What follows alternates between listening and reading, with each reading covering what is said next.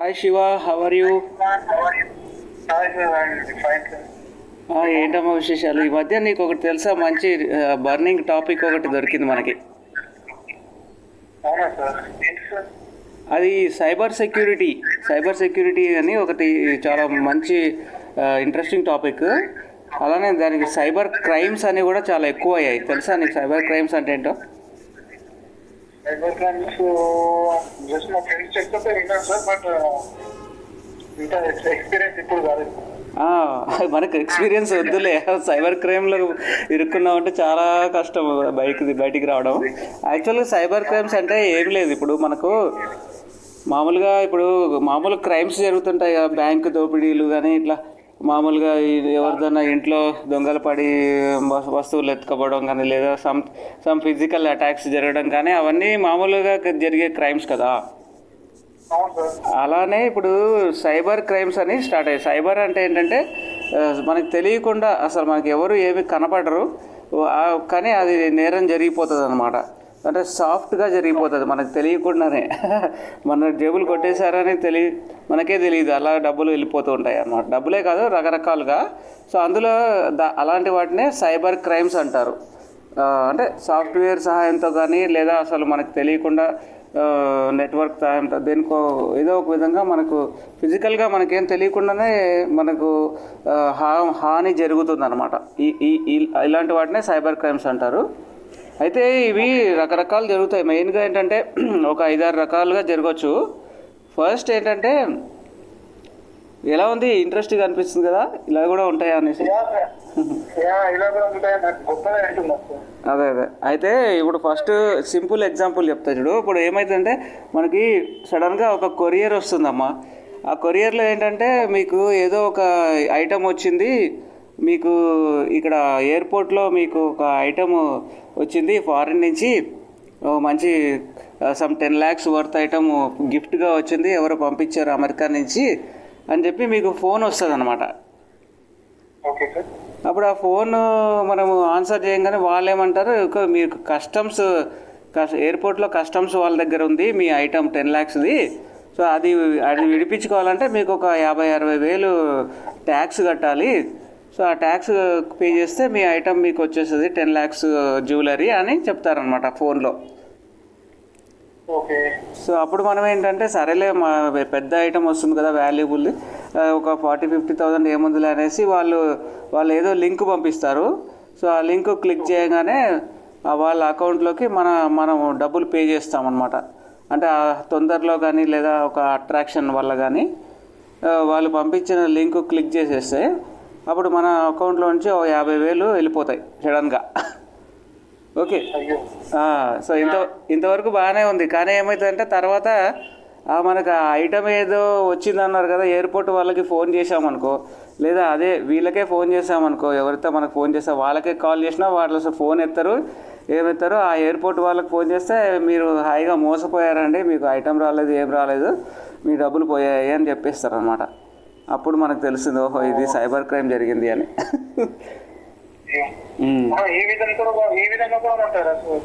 ఇదే ఇప్పుడు ఎక్కువ నడుస్తున్నాయి చాలా. మీకు తెలుసా, ఈ సైబర్ క్రైమ్స్ అనేవి చాలా డేంజరస్ ఫిజికల్ క్రైమ్స్ కంటే. ఎందుకంటే మనకు మానసికంగా చాలా వేదన జరుగుతుంది దీనివల్ల.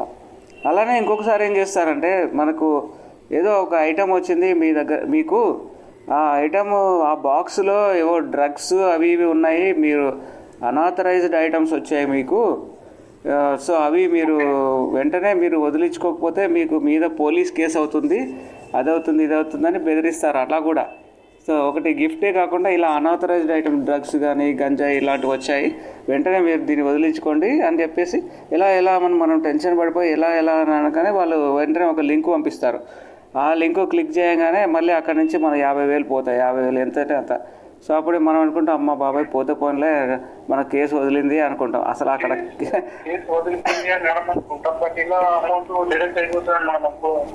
అది సో అలాగా 2 రకాలుగా కూడా మనకు భయపెట్టుగా ఒక రకంగా, లేదంటే మనం అట్రాక్ట్ చేసి 2 రకాలుగా కూడా ఇలా లింకులు పంపిస్తారు. ఆ లింకుతో మనం క్లిక్ చేయగానే డబ్బులు మన అకౌంట్లోంచి హాయిగా వెళ్ళిపోతాయి వాళ్ళ దగ్గరికి. ఆ తర్వాత మనం ఇంకా పోలీసుల చుట్టూ తిరగాలి. అది చాలా పెద్ద స్టోరీ. అది ట్రాక్ చేయడం కూడా చాలా కష్టం అమ్మా, ముఖ్యంగా అది ప్రాబ్లం. ఓకే. సో ఇంకొకటి ఏంటంటే ఇప్పుడు చాలా అడ్వర్టైజింగ్లు వస్తుంటాయి మనకి, ఏంటి మీకు ఆఫర్స్ వస్తున్నాయండి. ఆఫర్ మొన్న కూడా మార్చేది సార్ ఒకటి ఆఫర్ మీద 30% ఆఫ్, 60%, 70% ఆఫ్ అదే అనుకుంటూ. 70% ఆఫ్ ఎవరైనా ఇస్తారా? ఓకే, ఆఫర్స్ వచ్చిందనగా మనం ఏం చేస్తాము, వెంటనే ఆ లింక్ ఏదో పంపిస్తారు. ఆ లింకులో అమెజాన్, ఫ్లిప్కార్ట్ ఇట్లా చెప్తారు. యాక్చువల్గా ఏంటంటే ఆ లింకులో అమెజాన్, ఫ్లిప్కార్ట్ వాళ్ళు పంపరు, వీళ్ళే ఫేక్ లింక్స్ అనమాట అవి. అసలు అలాంటి ఆఫర్స్ ఉండనే ఉండవు. ఒక ఫ్రిడ్జ్ ఉందనుకో, సపోజ్ 20,000 ఫ్రిడ్జ్ 3,000కే వచ్చిందని చెప్పి అది క్లిక్ చేయండి, 3,000 కట్టండి, మీకు ఫ్రిడ్జ్ ఇంటికి వస్తుంది అని చెప్పి అట్లా అడ్వర్టైజింగ్ ఆఫర్స్ పంపిస్తూ ఉంటారు. సో అవి మనము చాలాసార్లు మనం చూస్తాం కదా, వాట్సాప్లో వస్తూ ఉంటాయి. అవును సార్, వాట్సాప్లలో పాపప్స్ అలా చూసాను సార్. సో అప్పుడు మ్యాక్సిమం మన ఇంటర్నెట్ బ్రౌజింగ్ లో చాలా టైం చూపిస్తుంది సార్ అలా. అదే సో అప్పుడు మనం ఏం చేస్తామంటే, ఓకే సరే తక్కువలో వస్తుంది కదా అనేసి ఆ లింక్ క్లిక్ చేయగానే ఇంకా వాడు మన కాంటాక్ట్ డీటెయిల్స్ అన్నీ తీసేసుకొని మనల్ని భయపెట్టడం చేస్తారు. లేదు అంటే మన అకౌంట్లోంచి డబ్బులు డ్రా అయిపోతాయి, ఇట్లా జరుగుతుంటాయి అన్నమాట.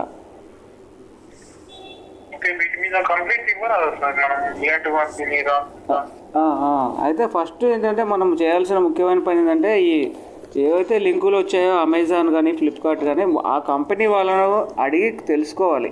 బాస్ ఇవి మీరు మీ కంపెనీ వాళ్ళు పంపిస్తున్నారా, అసలు మీ దగ్గర ఇలాంటి ఆఫర్స్ ఉన్నాయా అని మనం డైరెక్ట్గా ఆ కంపెనీ వాళ్ళని కాంటాక్ట్ చేసి, ఫ్లిప్కార్ట్ వాళ్ళను లేదా అమెజాన్ ఎక్కడి నుంచి వచ్చిందో ఆ కంపెనీ వాళ్ళని కాంటాక్ట్ చేసి వెరిఫై చేసుకున్న తర్వాత మనము దీనికి ప్రొసీడ్ అవ్వాలి. వాళ్ళకి చెప్పేస్తారు, వాళ్ళు టోల్ ఫ్రీ నెంబర్కి కాల్ చేస్తే చెప్పేస్తారు, మా దగ్గర ఇలాంటి ఆఫర్స్ ఏం లేవండి, అసలు ఎవరు ఇవ్వలేరు ఇలాంటి ఆఫర్స్ అని చెప్తారు. అది బెస్ట్ వే అనమాట. లేకపోతే మనము ఇలాంటి లింక్స్ ట్రాప్లో పడిపోతే మనకే డబ్బులు లాస్ అవుతాయి అన్నమాట. సో ఇదొక రకమైన సైబర్ క్రైము. ఇలా కూడా చాలామందికి డబ్బులు లాస్ అయిపోతూ ఉంటాయి. మొన్న కూడా ఒకటి ఇంకొక రకంగా చెప్తాను చూడు. ఇప్పుడు మీరు ఇంకొక థర్డ్ వే ఏంటంటే, మీరు చాలా తక్కువ ఇన్వెస్ట్మెంట్ పెట్టండి, మీకు 20-30 రెట్లు మీ డబ్బులు వస్తాయని చెప్పి అలా కూడా ఆశ పెడతారన్నమాట. లైక్ సపోజ్ మీరు ఒక 10,000 కట్టండి, ఇప్పుడు 1 ఇయర్ తర్వాత మీకు 1 lakh వస్తుంది అని చెప్పేసి మనకి ఆశ పెడతారు. ఇది మూడో రకం. అంటే తక్కువ ఇన్వెస్ట్మెంట్తో ఎక్కువ లాభము. ఇప్పుడు ఫర్ ఎగ్జాంపుల్ సో లో ఇన్వెస్ట్మెంట్ హై రిటర్న్స్ అని చెప్పేస్తారు. అలా ఇప్పుడు ఫర్ ఎగ్జాంపుల్ రియల్ ఎస్టేట్ వాళ్ళు కానీ, ఈ multi level marketing, network marketing వాళ్ళు, ముఖ్యంగా ఇలాంటి వాళ్ళు, పిరమిడ్ మార్కెటింగ్ వాళ్ళు, క్రిప్టో కరెన్సీ వాళ్ళు, క్రిప్టో లింక్స్ అవి. సో అలాంటి వాళ్ళు ఎక్కువగా ఈ ఆశ పెడతారు, తక్కువ ఇన్వెస్ట్మెంట్ పెట్టండి ఎక్కువ రిటర్న్స్ వస్తాయని. అవి మనకు తెలిసిపోతుంది, ఇవి చాలా ఇంపాసిబుల్ థింగ్స్ అనమాట, మనకే తెలుస్తుంది. కానీ మనం ఆశపడతాము, ముఖ్యంగా రిటైర్డ్ అయిన వాళ్ళు కానీ, ఇట్లా లేదు యంగ్ పీపుల్ కానీ తెలియకుండా, అంటే దాని గురించి అవగాహన లేని వాళ్ళు తక్కువని అవి లింక్ క్లిక్ చేసేసి సో అప్పుడు అవి అమౌంట్ కట్టేస్తారు. కట్టిన తర్వాత ఇంకా వాడికి ఫోన్ చేస్తే ఆ ఫోన్ ఎత్తారు. ఇంకా అప్పుడు ఒక 2-3 నెలల తర్వాత మనకు తెలుస్తుంది, ఓకే మన డబ్బులు పోయాయి అని చెప్పి. సో అందుకే మనము తక్కువగా, ఎవరైనా తక్కువలో ఇచ్చేస్తున్నారు అనేస్తే నమ్మేసి వాళ్ళకి ఇన్వెస్ట్మెంట్ చేయకూడదు అనమాట, మనకి ఎంత క్లోజ్ తెలిసిన వాళ్ళైనా కూడా. అదే మల్టీ లెవెల్ మార్కెటింగ్ అని కూడా ఉంటుంది. లైక్ ఇప్పుడు మీరు ఒక ప్రోడక్ట్ మీరు కొనండి, ఇంకొక 10 మందితో కొనిపియండి, మల్టీ లెవెల్ మార్కెటింగ్ అని. అలాగే మా ఫ్రెండ్ ఒకడు విజిట్ చేస్తారు సేమ్ ఇదే విధంగా. అరే జస్ట్ మనకు ఏం వర్క్ ఉంటుంది, జస్ట్ ఒప్పందంలో ఇరికించాలి, ఇక వాళ్ళు ఇరికిస్తే మనకు కమిషన్ వస్తుంది, ఎక్సెట్రా ఎక్సెట్రా. ఇలాంటి ప్రోగ్రామ్ ఒకటి కండక్ట్ చేశాడు, బట్ నాకు ఇంట్రెస్ట్ లేక నోట్ చెప్పేశాను. చాలా మంచి పని చేసావు, ఎందుకంటే ఆ లింకులు క్లిక్ చేసే మల్టీ లెవెల్ మార్కెటింగ్ అది పెద్ద ర్యాకెట్ అనమాట. ఇంతకుముందు మనం న్యూస్లో కూడా వచ్చింది కదా, క్యూ లింక్స్ లాంటిది ఏదో ఒకటి వచ్చింది. అది జూబ్లీ హిల్స్లో పెద్ద ఆఫీస్ పెట్టి మొత్తానికి చాలా మందిని ముంచేశారు వాళ్ళు. ఈ multi level marketing, social media links అని చెప్పి. అదొకటి. ఆన్లైన్ ఉద్యోగాల పేరుతో కూడా ఎక్కువ మోసం జరుగుతున్నాయి కదా సార్. కరెక్ట్, అవును. అవునవును, నిరుద్యోగుల్ని మోసం చేయడం కోసము మీరు జస్ట్ ఇలా ప్రొసీడ్ అవ్వండి, మీకు జాబ్ వచ్చేస్తుంది అని చెప్పేసి ఈ లింక్స్ అవన్నీ క్లిక్ చేయండి అంటారు. అవి క్లిక్ చేస్తే తర్వాత మీరు కొంత మనీ కట్టండి, మీ మీ ప్రొఫైల్ మేము ఇది చేస్తాం అది చేస్తామని ఒక 10,000, కొన్నిసార్లు లక్షలు కూడా. మొన్న ఏమి జరిగిందంటే ఒక ఆయన, మీకు చాలా పెద్ద ఇష్యూ ఇది, ఏం తెలుసా, ఒక ఆయనకు చాలా సీనియర్, అంటే లైక్ దాదాపు 50 years అబవ్ ఉంటాయి, ఆయనకు దుబాయ్ నుంచి కాల్ వచ్చింది, మీకు బ్యాంకులో ఎక్స్పీరియన్స్ చాలా ఉంది కదండి, మీకు ఒక సింగపూర్ బ్యాంకులో మీకు చైర్మన్ పోస్ట్ ఇప్పిస్తాము, చైర్మన్ కాదు, something like general manager post ఇప్పిస్తాను, మీరు మీ ప్రొఫైల్ పంపించండి అది ఇదంటే వాళ్ళు, ఆయన పాపం ఏం చేశారంటే ఆయన రెజ్యూమ్ అంతా పంపించాడు. పంపించిన తర్వాత ఇది పేపర్లో కూడా వచ్చింది. పంపించిన తర్వాత ఆ రెజ్యూమ్తో వాళ్ళు ఏం చేశారంటే ఇంటర్వ్యూ కండక్ట్ చేశారు దుబాయ్ నుంచి. ఆ ఇంటర్వ్యూ కండక్ట్ చేసి ఓకే మీరు ఇంటర్వ్యూ అంతా క్లిక్ అయిపోయింది, మీరు సెలెక్ట్ అయిపోయారు, మీకు ఆఫర్ లెటర్ కూడా పంపిస్తున్నాము, మీరు ఏంటంటే జస్ట్ కొంచెం ఫార్మాలిటీస్ కోసము కొన్ని డబ్బులు పే చేయాలి, మీకు ఇయర్లీ ప్యాకేజ్ 60 lakhs డిసైడ్ అయింది, సో ఫస్ట్ ఒక సెక్యూరిటీ డిపాజిట్ లాగా ఒక 5 lakhs పే చేయండి అంటే అతను వెంటనే 5 lakhs పంపించాడు. అంత సీనియర్ పర్సన్నే అతను వాళ్ళు మోసం చేశారు. 5 lakhs పంపించిన తర్వాత మళ్ళీ ఇంకా ఏదో చెప్పేసి ఇంకొక 5 lakhs పంపించమన్నారు. సో మొత్తం 10 lakhs కట్టిన తర్వాత ఇంకా ఆ జాబు లేదు, వాళ్ళు ఫోన్ చేస్తే ఫోన్ కూడా ఎత్తట్లేదు. సో అలా అయింది. సో అలా నువ్వు అన్నట్టు జాబ్ ఫ్రాడ్స్ కూడా చాలా జరుగుతున్నాయి. అందుకనే మనము ఎవరైనా జాబ్ ఇప్పిస్తామని ఫోన్ చేసి లేదా లింక్ పంపిస్తే ఫస్ట్ ఆ కంపెనీ యొక్క వెబ్సైట్కి వెళ్ళి అక్కడ వాళ్ళ కెరీర్స్ పేజ్ ఉంటుంది. సే ఫర్ ఎగ్జాంపుల్ హెచ్ఎస్బిసిలో జాబ్ ఇప్పిస్తున్నాము అంటారు అనుకో, మనం హెచ్ఎస్బిసి బ్యాంకు వాళ్ళ వెబ్సైట్కి వెళ్ళి అక్కడ కెరీర్స్ పేజ్లోకి వెళ్తే ఆ కెరీర్స్ పేజ్లో వాళ్ళు ఆ మూమెంట్లో ఏమేమి జాబ్స్ ఉన్నాయో అవన్నీ లిస్ట్ చేస్తారనమాట వాళ్ళు. ఓకే మా దగ్గర ఈ వేకెన్సీ ఉంది, ఈ పర్టికులర్ సాఫ్ట్వేర్ ఇంజనీర్ వేకెన్సీ ఉంది, లేదా జనరల్ మేనేజర్ ఓపెనింగ్ ఉంది, లేదా లైక్ సిస్టమ్ అడ్మిన్ ఓపెనింగ్ ఉంది, అన్ని ఓపెనింగ్స్ ఆ కెరీర్స్ పేజ్లో ఉంటాయి. అప్పుడు ఆ కంపెనీకి మనం డైరెక్ట్గా అప్లై చేసుకోవచ్చు. We don't have to go through this middle men అనమాట. That is the only way you can avoid this job frauds అనమాట.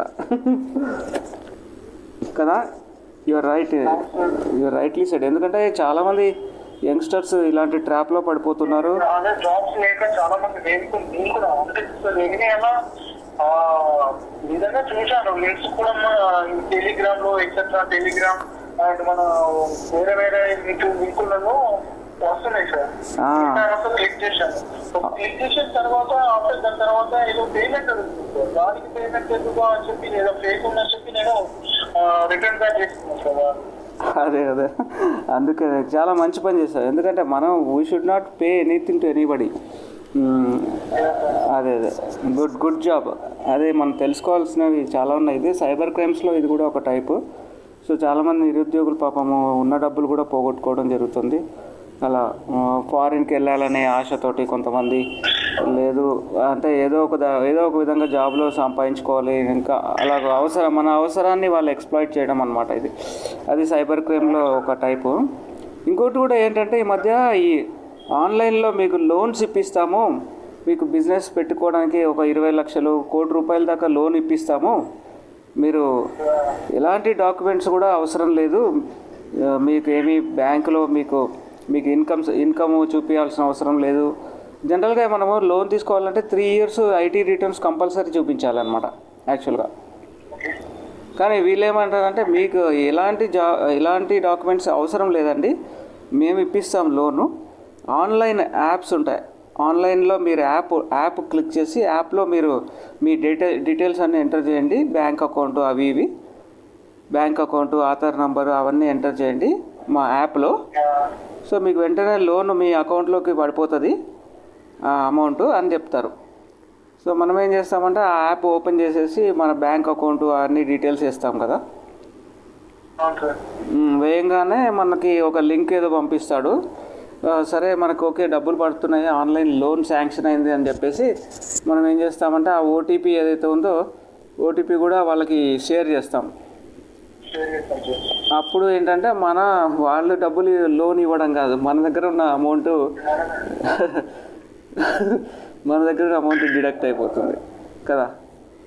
సో ఆన్లైన్ ఈ అమౌంట్ ఇంత ఇంట్రెస్ట్ అని చెప్పి, తక్కువ ఇంట్రెస్ట్ అని చెప్పి కూడా అలా కూడా మోసాలు చేస్తున్నారు. అది కరెక్ట్. అది చాలా అలా చాలా మంది యువత నవడేస్ పీపుల్ ఇంట్లో పేరెంట్స్ ని అడగలేక ఇలాంటి స్కీమ్ల ద్వారా అలా తీసుకుంటున్నాం. తీసుకుంటే రిటర్న్ కట్టలేక చేసే డాక్టర్ వల్ల వీళ్ళ ప్రైవేట్ పిక్స్ కూడా వీళ్ళు తీసుకొని లైక్ ఎక్సెట్రా అలా అప్లై చేసుకుంటూ చాలా సైబర్ నేరాలు చేసుకుంటారు. అవునవును, ఇది ఇంకా డేంజర్. నేను ఇప్పుడు నువ్వు చెప్పింది ఉంది చూసావా, ఇది ఆన్లైన్లో లోన్ యాప్స్.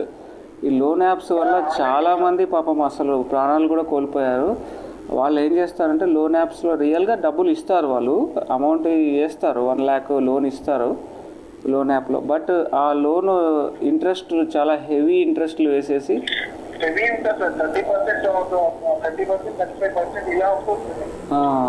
మీరు కట్టకపోతే ఏం చేస్తారంటే మన తెలిసిన వాళ్ళందరికీ చెప్పేసి మనల్ని చాలా ఇన్సల్టింగ్గా మాట్లాడి మనకు తెలిసిన వాళ్ళందరికీ చెప్పేసి వాళ్ళ ముందు మనం తలెత్తుకోలేకుండా చేసి లాస్ట్కు బాగా హెరాస్మెంట్ చేస్తారు. దాన్ని తట్టుకోలేక చాలామంది పాపం ప్రాణాలు కోల్పోయారు. అది నిజంగా లోన్ల రీసెంట్గా నేను కూడా ఒక పేపర్లో చూశాను, ఒక కలెక్టర్ గన్మెన్ కూడా కొంత ఫ్యామిలీ అలాగే అలాంటి బెట్టింగ్ వల్ల అలా పోగొట్టుకొని అలా చేశారు, చెప్పారు. అబ్బా, టూ మచ్. నిజంగా అన్బిలీవబుల్. అంత హైలీ ఎడ్యుకేటెడ్ పీపుల్ కూడా ఇట్లా ట్రాప్లో పడుతున్నారంటే కదా. అదే ఆశపడకూడదు ఏది కూడా. నిజంగానే మన ఆశని వాళ్ళు అవకాశంగా తీసుకొని మనల్ని ట్రాప్ చేసేస్తారు. అది చాలా సైబర్ నేరాలు మనము గూగుల్లో ఏం సర్చ్ చేస్తున్నామో దానికి సంబంధించిన అన్ని ఇలాంటి ఫేక్ పాపప్స్ పంపించి మనల్ని ఇంకో టాప్కి పంపిస్తున్నారు. అఫీషియల్ సైడ్ కాకుండా వేరే దాంట్లో పంపించి మనల్ని అది కూడా మోసం చేస్తున్నారు. అందుకే మనము మన పిల్లల్ని, మన ఫ్యామిలీ మెంబర్స్ని, మన ఫ్రెండ్స్ని ఈ అవేర్నెస్ అనేది చాలా పెంచాలి మన సర్కిల్లో. బాస్ ఇలాగా జరుగుతున్నాయి, మీరు మోసపోవద్దు, అనవసరంగా ట్రాప్లో పడొద్దు అని మనకు తెలిసిన వాళ్ళందరికీ అవేర్నెస్ కలుగజేయాలి. అప్పుడు మన వాళ్ళందరూ సేఫ్గా ఉంటారు కదా.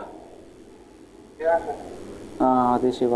అయితే ఇంకొక వే ఏంటంటే క్రెడిట్ కార్డ్స్, డెబిట్ కార్డ్స్ విషయంలో కూడా చాలా జరుగుతున్నాయి శివ.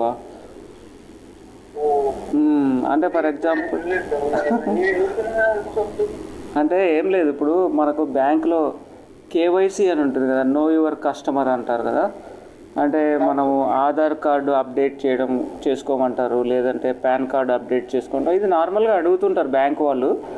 బట్ ఈ సైబర్ నేరగాళ్ళు ఏం చేస్తారంటే కేవైసీ అప్డేట్ చేయాలండి, మీ డీటెయిల్స్ ఇవ్వండి, మీ బ్యాంక్ అకౌంట్ డీటెయిల్స్ అవి ఇవ్వండి అని మనకు ఫోన్ చేస్తారు. ఓకే, మనం అనుకుంటాము బ్యాంక్ ఆఫీసర్సే ఫోన్ చేస్తున్నారులే అనుకొని మన డీటెయిల్స్, బ్యాంక్ అకౌంటు అవి ఇస్తాము వాళ్ళకి. Debit card number, credit card number వాళ్ళు ఏమన్నా అడిగితే అవన్నీ ఇస్తాము. అని తెలియకుండా అసలు యాక్చువల్లీ ఇవ్వకూడదు. మన debit card number, credit card number, మన bank account details, Aadhaar card ఇవన్నీ షేర్ చేయకూడదు అసలు. ముఖ్యంగా bank account number, credit card numbers. కానీ మనకేంటంటే ఓకే, వాళ్ళు చాలా స్టైలిష్గా we are calling from bank, so and so bank, this that అని ఎక్కువ నార్త్ ఇండియా నుంచి ఇలా వస్తుంటాయి. ఎక్కువ ఈ కాల్ సెంటర్స్ ఇవన్నీ వాళ్ళు ఈ సైబర్ క్రైమ్స్ చేసే వాళ్ళందరూ ఎక్కువగా నార్త్లో గోరేగాం ఇటు సైడ్, గుర్గాం ఇటు సైడు, లేదు ఇటు రాజస్థాన్ నుంచి కూడా చాలా పెద్ద నెట్వర్క్ ఉంటుంది ఈ సైబర్ క్రైమ్స్ చేసే వాళ్ళకి.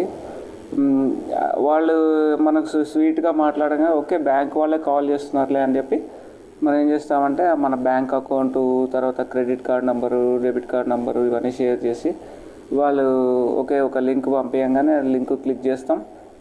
తర్వాత ఓటీపీ కూడా ఇవ్వండి సార్, మీరు ఓటీపీ ఇస్తే మేము కేవైసీ అప్డేట్ అయిపోతుంది అని అంటారు. ఓటీపీ షేర్ చేయగానే మన దగ్గర నుంచి మన అకౌంట్ నుంచి డబ్బులు వెళ్ళిపోతాయి. అండ్ ఆల్సో లేదు మన క్రెడిట్ కార్డ్ అనుకో, క్రెడిట్ కార్డులో ఒక 5-6 లక్షల బిల్లు పడిపోతుంది, అంతే సంగతులు అప్పుడు. సో అది చాలా రకాలుగా జరుగుతున్నాయి ఈ సైబర్ క్రైమ్స్. ఇంకా ఈ మధ్య అసలు చాలా కోట్లలో మొత్తం లాస్ట్ ఇయర్ జరిగిన సైబర్ క్రైమ్స్ అమౌంట్ అంతా కలిపితే ఎంత ఉంటుంది గెస్ చేయగలవా? పోలీసు అంటే మన క్రైమ్ డిపార్ట్మెంట్ వాళ్ళు అనౌన్స్ చేశారు 2023లో జరిగిన ఇలాంటి సైబర్ క్రైమ్స్ ద్వారా లాస్ అయిన అమౌంట్ మొత్తము ఒక ఫిగర్ చెప్పారు. ఆ ఫిగర్ ఎంత ఎంత గెస్ చేయగలవా నువ్వు? జస్ట్ 500 crores కాదు, ఇంకా కొంచెం ఇంకా ఎక్కువ. కాదు కాదు, యాక్చువల్లీ 10,000 crores లాస్ అయ్యారు అందరూ మొత్తం కలిపి ఇండియాలో. అయితే అలాగా ఈ మధ్య కూడా ఒకటి జరిగింది ఇక్కడ బాంబేలో. ఒకటి ఏంటంటే ఒక ఆయన పాపం రిటైర్డ్ పర్సన్, ఆయన పెన్షన్ ఫండ్ ఆయన బ్యాంక్ అకౌంట్లో సమ్ 4 crores ఏమో ఉన్నాయి. 4 కోట్లు ఉంటే వాళ్ళు ఏం చేశారంటే ఫోన్ చేసి వాళ్ళు అన్నారు, మీది 4 crores ఉంది కదా, మీరు ఒక 2 monthsలో మీకు 16 crores అయ్యేలాగా చేస్తాము, 16 crores అయ్యేలాగా చేస్తాము, మీరు ఇలా ఇలా ఫాలో అవ్వాలి అని వాళ్ళు లింకులు పంపించారు. సో ఈయన మరి ఎందుకు ఆశపడ్డాడో తెలీదు, అవన్నీ అలా అలా లింక్స్ క్లిక్ చేస్తూ పోయాడు. ఒక నెల లోపల మొత్తం ఈయన అకౌంట్లో ఉన్న 4 crores అన్నీ మొత్తం ఖాళీ అయిపోయాయి. నిజంగా జరిగింది, పేపర్లో కూడా వచ్చిందనమాట. సో అలాగా ఎడ్యుకేటెడ్ అవును, చాలామంది లాస్ అవుతున్నారు. ఇట్లా మన హైదరాబాద్లో కూడా అమీన్పూర్లో అటు సాఫ్ట్వేర్ ఇంజనీర్స్ కూడా, రియల్ సాఫ్ట్వేర్ ఇంజనీర్స్ కూడా ఏంటంటే మీకు పార్ట్ టైం జాబ్స్ ఉన్నాయి, పార్ట్ టైం జాబ్స్ చేసుకోండి, ఇంకా ఎక్కువ డబ్బులు సంపాదించుకోవచ్చు అని చెప్పి వాళ్ళు లింకులు పంపిస్తారు. ఓకే, ఇలా ఇలా జాబ్ వర్క్ చేయండి, ఆన్లైన్లో ఏదో మీరు సాఫ్ట్వేర్ చేసుకొని, అంటే మనం అనుకుంటే ఓకే ఎక్కువ డబ్బులు వస్తాయి కదా పార్ట్ టైం జాబ్ చేస్తే అని వాళ్ళు చెప్పిన స్టెప్స్ అన్నీ ఫాలో అవుతూ ఉంటాము. అవి చేస్తున్నప్పుడు వాళ్ళు బ్యాంక్ అకౌంట్ డీటెయిల్ కూడా తీసుకొని మన బ్యాంకులో నుంచి ఒక సాఫ్ట్వేర్ ఇంజనీర్ అకౌంట్ నుంచి 5 lakhs 6 lakhs పోయాయి, ఇంకొక నుంచి 22 lakhs పోయాయి. ఇవన్నీ పేపర్లో కూడా వచ్చాయి మన. సో ఏంటంటే ఎవరైనా లింక్స్ పంపిస్తే అనాథరైజ్డ్ లింక్స్ అసలు క్లిక్ చేయకూడదు, అది చాలా ఇంపార్టెంట్ అనమాట. సో ఇలా ఉంది చూసావా, మనం ఎంత హార్డ్ వర్క్ చేసి సంపాదించుకున్న డబ్బులు ఇలాగా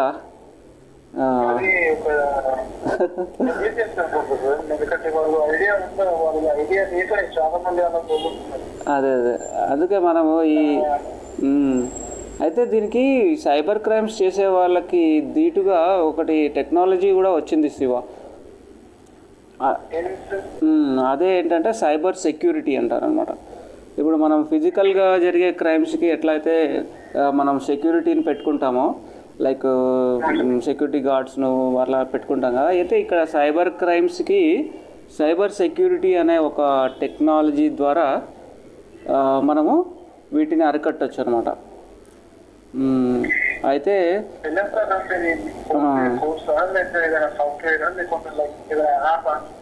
అంటే అది యాక్చువల్గా ఒక సాఫ్ట్వేరే. మనము సాఫ్ట్వేర్ కంటే కూడా అదొక మెథడాలజీ, అదొక way of restricting these kind of cyber crimes అనమాట. ఒక పర్టికులర్ సాఫ్ట్వేర్ అని కాదు, రకరకాల వేలో, అంటే 5-6 లెవెల్స్లో జరుగుతుంది ఈ cyber crimes. So like application level కానీ, సర్వర్ లెవెల్ కానీ, నెట్వర్క్ లెవెల్ కానీ, లేదా సోషల్ మీడియాలో కానీ, కామర్స్లో కానీ, ఇలా 5-6 రకాలుగా మనము మన సిస్టమ్స్ని అటాక్ చేయొచ్చు వాళ్ళు. కాబట్టి ఈ 5-6 వేస్ని మనము ప్రొటెక్ట్ చేసుకోవడమే సైబర్ సెక్యూరిటీ అనమాట. సో అది కాన్సెప్ట్స్ అవన్నీ మనం ఇంకొక పాడ్కాస్ట్లో డిస్కస్ చేద్దాము.